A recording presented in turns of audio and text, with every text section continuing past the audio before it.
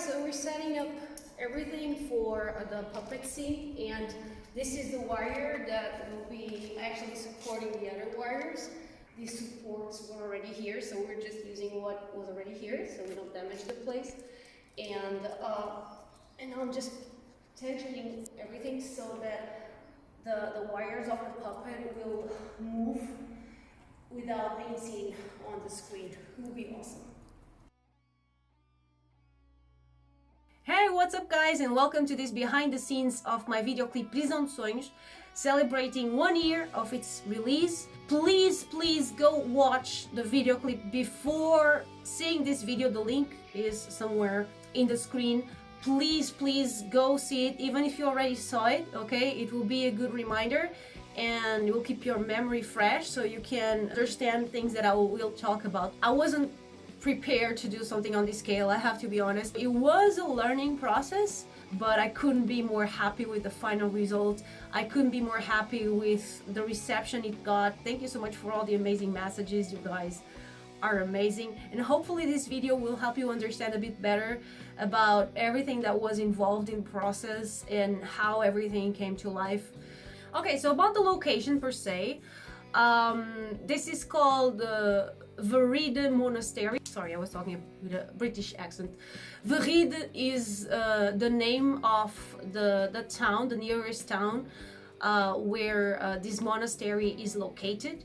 It also has the name of Almiara convent, and it's also classified as a national monument, but unfortunately is in a very bad conservative state.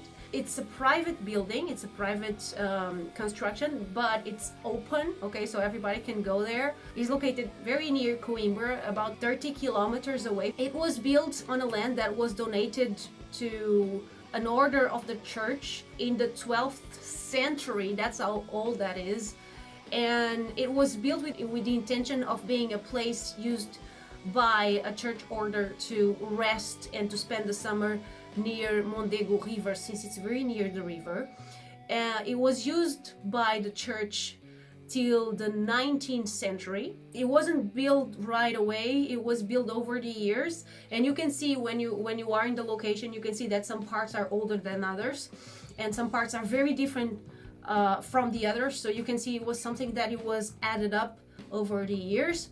It had beautiful tiles that unfortunately were stolen over the years, and most tiles are no longer there, unfortunately. It had marble floor that has been totally ripped up also. So overall the place is in a very bad shape. It has an amazing painting of the 18th century that I'm showing you guys on the screen. This place has been abandoned since the 19th century, in a time that many church properties were abandoned because the kings were chasing these church small orders. And so many amazing, beautiful buildings that belonged to the church back then were unfortunately abandoned, and there were so many, they simply could not handle preserving all these places. This building is just an example of many buildings that we have in my country. It's so sad for me to realize that we have these amazing buildings that are not being used and they are not being preserved. So me making a video on this place was also a way for me to show not only Portugal but the world these amazing places that we have, and it's just a shame that they are not taken care of. I love exploring abandoned places. I am part of many groups online where I see some pictures of people that visit these places, and when I see a place that it's not that far from me, I go there and visit. So this place was actually on Google Maps. It was very easy to discover. It's in the middle of nowhere, but since we were using Google Maps, it was easy to get there. Once we got there, I have to be honest, I had no idea that I was going to record a video clip there. I was just there exploring a place in my own free time with Ricardo. When we got there, we were totally blown away by the dimension of the place. The place was huge, almost as huge as the vegetation growing inside. We didn't even know if we could get there because the vegetation was so high. It was really hard for us to make way. I've seen some pictures online of some places that I really wanted to find in there, and so I explored the place till we find most of those places that I've seen online. Some of you asked if I had if I believe in ghosts or spiritual or paranormal activity or something like that. I respect that a lot. I never saw any physical manifestation of those entities, but I am a very sensitive person and open person, and I have to be honest, there were some places that I didn't feel very comfortable when I was exploring the monastery. That happened to me kind of a backyard. It had like this huge chimney. The place that I felt really not comfortable at all was where they kept the horses. So there were it was just a huge wall in one side and a huge vegetation on the other, and there were several doors and windows, and it was totally dark inside and very damp. The air was really damp. I felt awful. I felt like I don't want to be here. And since that's one of the main parts where you enter the monastery, I felt, oh my gosh, is this what I'm going to feel in this whole visit? But no, it was just on that part.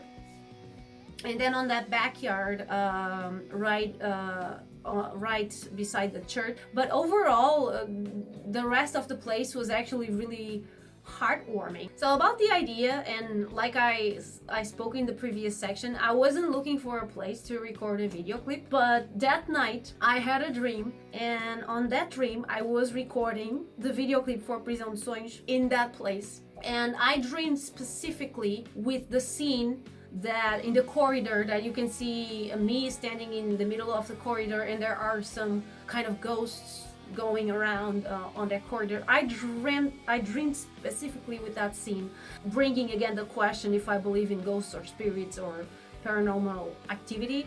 I saw that dream was as an invitation to record a video clip on that location. It was a really nice dream. I was feeling really well recording there, and it was coming along nicely, and I had a really good feeling about that. I just decided to accept the invitation. So now talking a bit about the creative concept. In the video you can see there are 4 characters. Major spoiler alert, okay? Again, if you didn't see the video, please see the video clip before this video. What are you doing here? Go see the video clip first. 3 of the characters are actually one. It's the same character, and there are some things that give it away. So my first story that I came up with was one character, and when I say one character, I'm talking about the character dressed in gray, black, and the puppet. So all characters except the dressed in red one, they are all the same character, and that character is haunted by the character in red, and the character in red is not representing a person per se. The character in red can represent several things. She can represent the society we live in. She can represent our fears, our traumas of the past, our beliefs, and our concerns. So, and I think that is also what makes this video clip very related, very, very easy to relate with. I felt like many of you said that related to the video clip, and I think everybody, it's a universal message. I do believe everybody can relate to sometimes not being or not doing what we really, really want to, because we feel judged by others, judged by society, and actually judged by ourselves, because I do feel like we are our worst critics, and sometimes we refrain from doing things that we really want to do because we are afraid, or some people are afraid of water, or some people are afraid of the dark, and there's really nothing to be afraid of, but they have that fear inside of them, and it's so strong that it's pretty much like they are puppets, right? To that, they are slaves from those fears and those traumas and those false beliefs that they have in their minds. And that is basically the idea, the basic idea of the video clip is a character that starts in a garden free, and then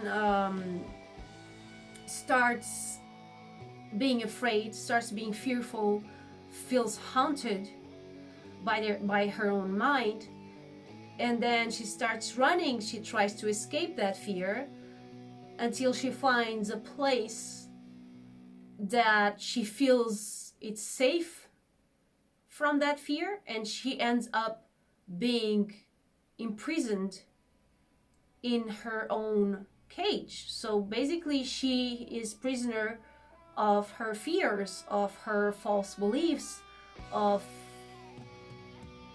her own traumas. And in the end of the video clip, she eventually breaks free, and you can see as she breaks free that the red character is destroyed. So the red character never really existed outside her own mind, and that was the original concept that I had for the video clip, and it was inspired in the song and what I was feeling back then. So I wrote this song when I was in the last year of my degree when I wrote Prisão de Sonhos. Prisão de Sonhos means prison of dreams, by the way. And that's what I was feeling. I was feeling that I was building a prison for my mind, and that I was living a life that it was safe, but it wasn't what I wanted to live. And I wanted to break free, but I didn't know how.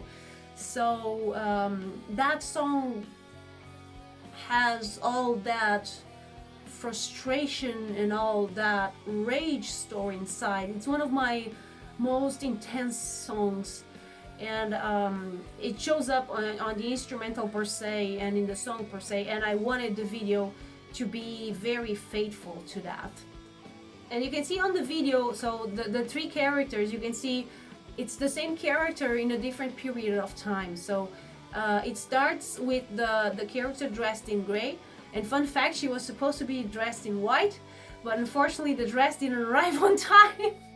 And so it starts with that character, and then it has the character that is dressed in black and is exploring the monastery, and then it finishes up with the character dressed as the puppet. And you can see there are some details in the wardrobe, and also you can see that each character starts her journey in the place where the previous character ended her journey. As you can see, the character dressed in gray, she ends her journey when she enters the monastery and she faints. And the place where she faints is exactly the place where we find the character dressed in black that is going to explore the monastery. And finally, that character ends her journey in the living room that we find the puppet. So that's the major giveaway. If you pay attention, that gives away that the characters are the same.